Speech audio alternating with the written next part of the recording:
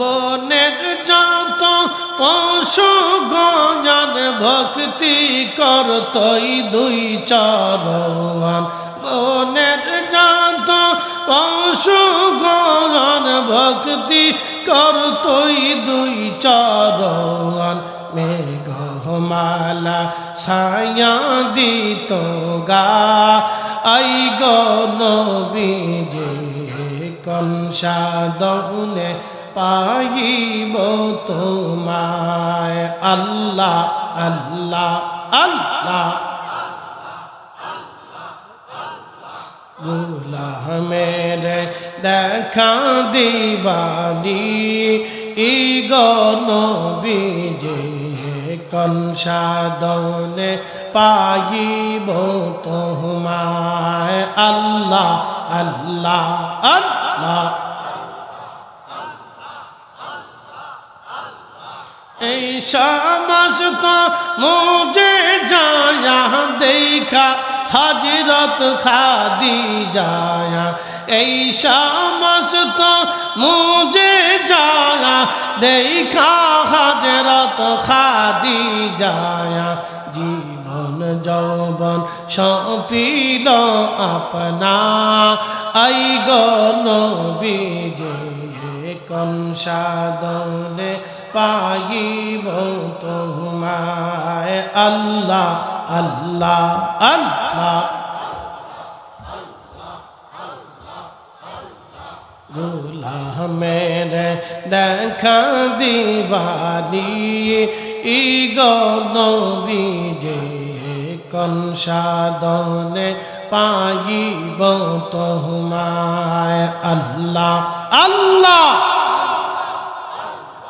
সালাতুন সালাম গো আমার দুরুদ সালাম গো আমার কইও নবী মুস্তাফায় তোমরা যদি যাও গো মদিনা। আল্লাহ আল্লাহ ওই মদিনা শরীফের মাঝি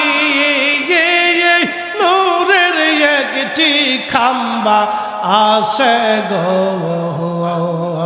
ওই মদিনা শরীফের মাঝি নূরের একটি খাম্বা আছে গো। সেই খাম্বাতে হেলান দিয়া সেই খাম্বাতে হেলান দিয়া খুদবা দিতেন মুস্তাফায় তোমরা যদি যাও গো মদিনা। আল্লাহ আল্লাহ আল্লাহ আল্লাহ আল্লাহ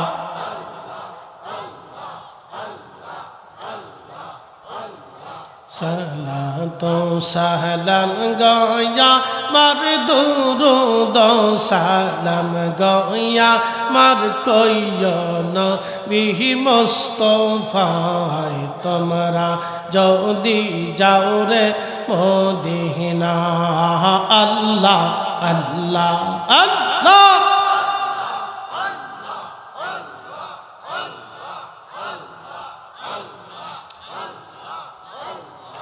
ওই মদিনা শরীফের মাঝি নূরের একটি রওজা আছে গো। ওই মদিনা শরীফের মাঝি হাই নূরের একটি রওজা আছে গো। সেই রওজাতে ঘুমিয়ে যাসেন সেই রওজাতে ঘুমিয়ে যাসেন দিনের নবী মুস্তাফা। তোমরা যদি যাও রে মদিনা। আল্লাহ আল্লাহ আল্লাহ আল্লাহ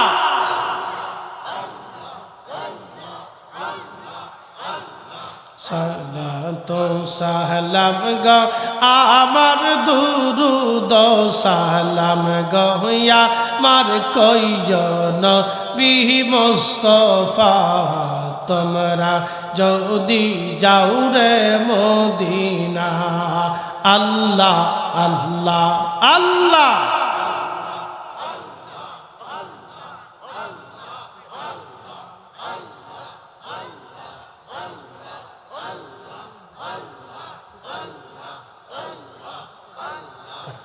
আসেন আমরা একটু মোহাব্বতে জবান খুলে জিকির করি আল্লাহ আল্লাহ আল্লাহ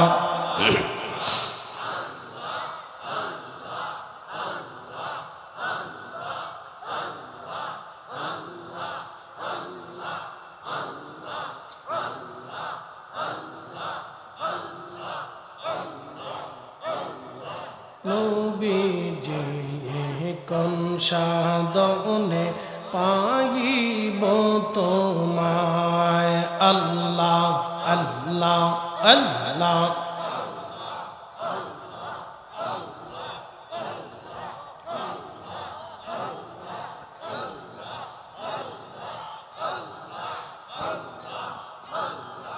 গুলাহ মেরে দেখা দিবানি ই গহনবীজে কোন সাধনে পাইব তোমায় আল্লাহ আল্লাহ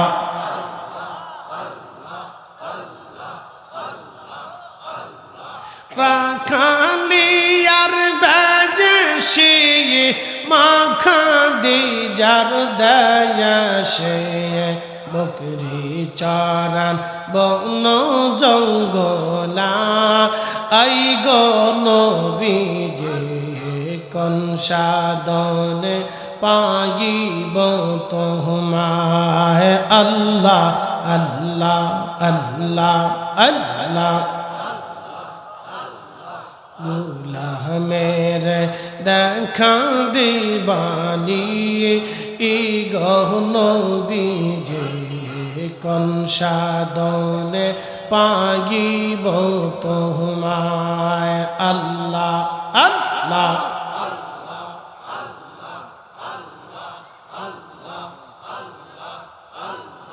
বনের যত পশু গণ ভক্তি করতই দুই চরণ বনের যত পশু গণ ভক্তি করতই দুই চরণ মেঘমালা ছায়া দিত গা আই গো নবীজে কোন সাধনে পাইব তোমায় আল্লাহ আল্লাহ আল্লাহ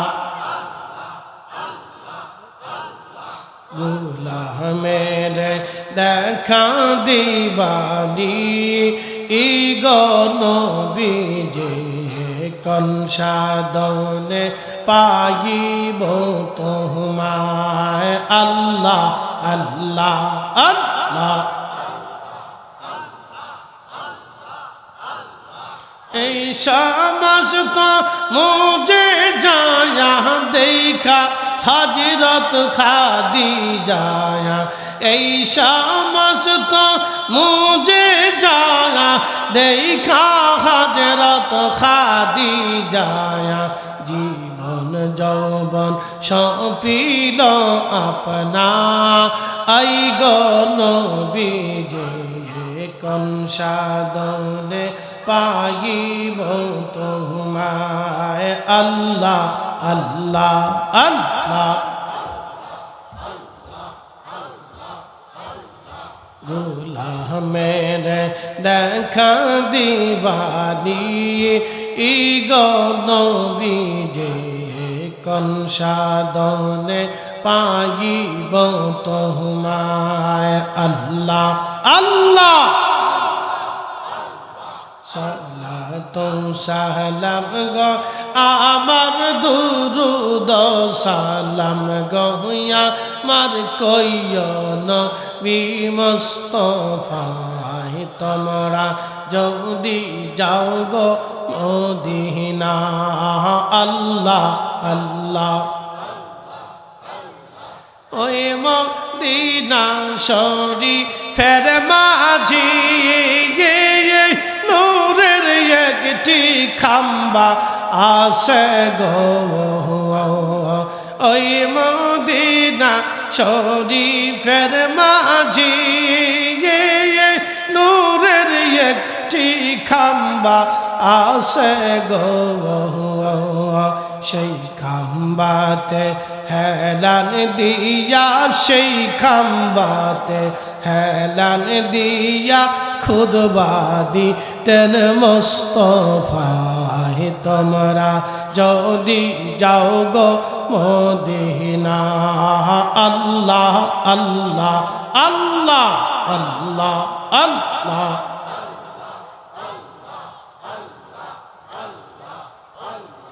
সালাতো সালাম গয়া মার দুরুদ সালাম গয়া মার কইয়ন বিহি মুস্তাফায়ে তোমরা যদি যাও রে মদিনা আল্লাহ আল্লাহ আল্লাহ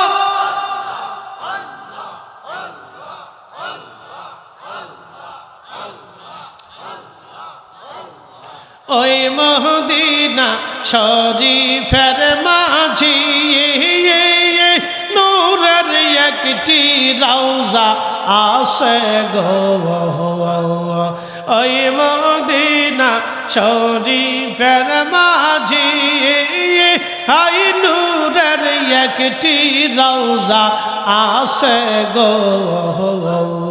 সেই রওজাতে ঘুমিয়ে যাসেন সেই রওজাতে ঘুমিয়ে যাসেন দিনের নবী মুস্তাফা তোমরা যদি যাও রে মদিনা আল্লাহ আল্লাহ আল্লাহ আল্লাহ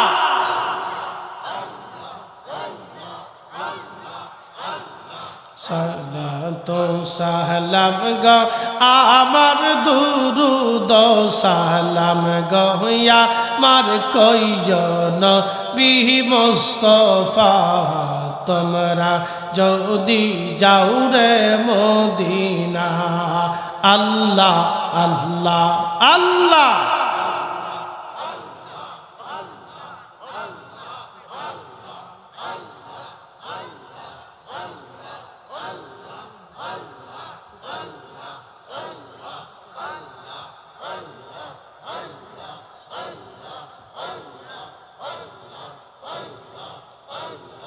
লা ইলাহা ইল্লাল্লাহু মুহাম্মাদুর রাসূলুল্লাহ সাল্লাল্লাহু আলাইহি ওয়াসাল্লাম এসেছেন যত নবী সকলের ইমাম সালাম নবী তোমায় হাজারো সালাম ইয়া নবী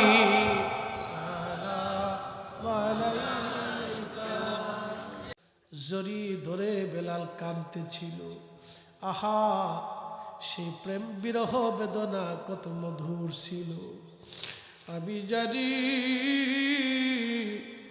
প্রেমে পাগল সে তো মদিনা প্রেমানলে পুরে মরি প্রেমানলে পুরে মরি ওহে রব্বানা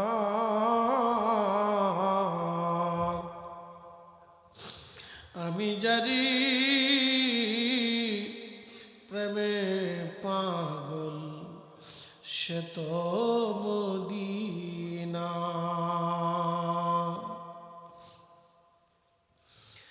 নবীর মুয়াজ্জিন বেলালের মুখের মধ্যে মাথা থেকে কান্দে হযরত বেলালকে ইমাম হাসান ডাক দিয়ে বলেন নানার মুয়াজ্জিন গো আমাদেরকে ওই কণ্ঠ দিয়ে আজান শোনাও যেই লাহান দিয়ে আমাদের নানাজিকে আজান শোনাই তাগো নানার মুয়াজ্জিন আজকে একটা বার আজান শোনাও আজান দাও নবীর মুয়াজ্জিন আর স্থির থাকতে পারেন নাই মুয়াজ্জিনে রাসূল আশিকে রাসূল বেলাল রাদিয়াল্লাহু আনহু দৌড়াইয়া সেই মহিলার ছাদের উপরে দাঁড়ায় আজান শুরু করলো আল্লাহু আকবার, আল্লাহু আকবার। সারা মদিনার রন্দে রন্দে তাহাজ্জুদের সময় আজানের আওয়াজ ছড়িয়ে গেল। সব মানুষ ঘর থেকে মসজিদে নববীর দিকে কান লাগাই দিল। ব্যাপার কি? বেলালের কণ্ঠের আওয়াজ আজকে বহুদিন পরে শোনা যায়। নবীর মুয়াজ্জিন আসছে রে। আল্লাহু আকবার, আল্লাহু আকবার। ইশকে রাসূলের তাড়নায় মদিনাবাসী ঘর থেকে বের হয়ে দৌড় মারছে। নবীর মুয়াজ্জিন আযান দেয়, বেলাল আযান দেয়, বেলাল আযান দেয়। আযান শুনিয়া মহিলারা, বাচ্চারা, শিশুরা, যুবকরা, বৃদ্ধরা ঘর থেকে বের হয়ে দৌড়ায় দৌড়ায়া মসজিদ নববীর দিকে আসতে চলে। ইমাম তাকিউদ্দিন সুবকি রাহিমাহুল্লাহ আর শিফাউস সাকামের মধ্যে তিনি লেখেন, তখন মদিনার সবার কণ্ঠে একটা আওয়াজ ভেসে আসলো, নবী বুঝি ফিরে আসছে গো, নবী বুঝি ফিরে আসছেনি, নবী আসছেনি, নবী আসছেনি। আশহাদু আল্লা ইলাহা ইল্লাল্লাহ বলে যখন বেলাল টান দিছে, মদিনার হাজার হাজার মানুষ ডুকরি ডুকরি কেঁদে উঠল। ঘর থেকে বের হইয়া মসজিদে নববীর সামনে এসে হাজার হাজার মদিনাবাসী ভিড় জমায় কাঁদতে লাগলো। কান্নার রোল ভারী হয়ে গেল। মদিনার আকাশ পাতালগুলি মুখরিত হচ্ছিল কান্নার আওয়াজে। নবী আসছেনি, রসুলের স্মৃতি যখন কানে কলিজায় বেশি উঠছে। সাহাবীরা পাগল পারা হয়ে গেছে, কারণ নবীর মুয়াজ্জিন বেলাল আযান দিলে সব সাহাবী নামাজে আসতো। আমার রসুল ইমামতিতে দাঁড়াইতো। সাহাবীরা জানতেন নবীজিকে মদিনার মসজিদে খুঁজে পাওয়া যাবে। পাগল পারা হয়ে গেলেন সাহাবীরা মদিনাবাসী। বেলাল যখন আযান দিল, আশহাদু আন্না মুহাম্মাদার রাসূলুল্লাহ বলে টান দিছে, আহা ইমাম তাকিউদ্দিন সুবকি শিফাউস সাকামে লেখেন, মদিনার মাটি থর থর থর থর করে কেঁপে উঠছে। পৃথিবীতে কারো আযানে মাটি কাঁপে নাই, আর কারো আযানে কোনোদিন মাটি কাঁপবে না। শুধুমাত্র রসুলের মুয়াজ্জিন হযরত বেলালের আযানে পৃথিবীর মাটিগুলি থর থর থর থর করে কেঁপে উঠল। একবার আওয়াজ তুলে জোরে বলা যাবে কি আল্লাহু আকবার। এ সবজ গম্বদ ওয়ালে मंजूर दुआ करो ना, जब वक्त न जा आए आका दीदार आता करना, दीदार आता करना। मैं कब्र अंधेरी में घबराऊंगा जब तन्हा में, कब्र अंधेरी में घबराऊंगा जब तन्हा, इमदाद मेरी करने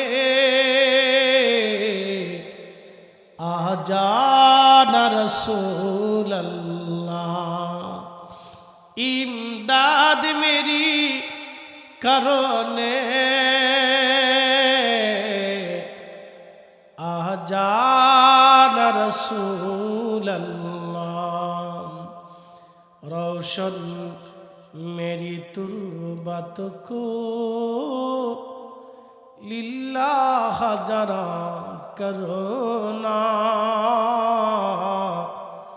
जब वक्त नजा आए आका दीदार आता करना दीदार आता करना।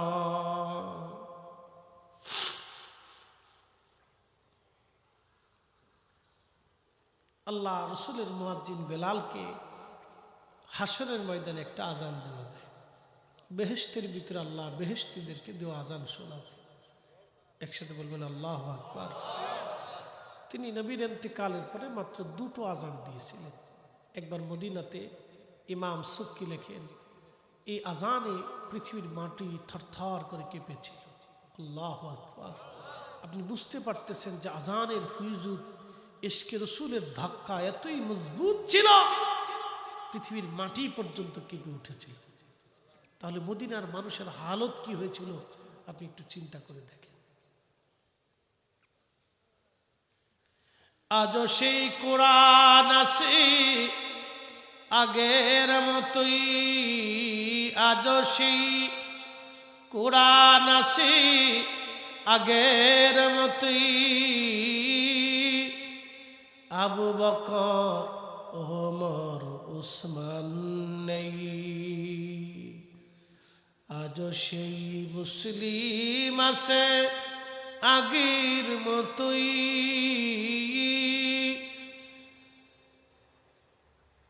আবু বকর ওমর উসমান নেই। আজও সেই আজানের রসম আছে আগের মতোই, আজানের রসম আছে আগের মতোই, বেলালের মতো মুয়াজ্জিন নেই আজও সেই।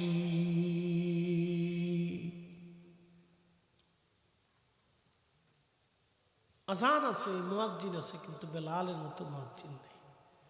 আর একটা আজান তিনি দিয়েছিলেন বাইতুল আকসা যেদিন বিজয় হয়েছিল, হযরত ওমরের সময়ে বাইতুল আকসাতে তিনি উপস্থিত হয়েছিলেন।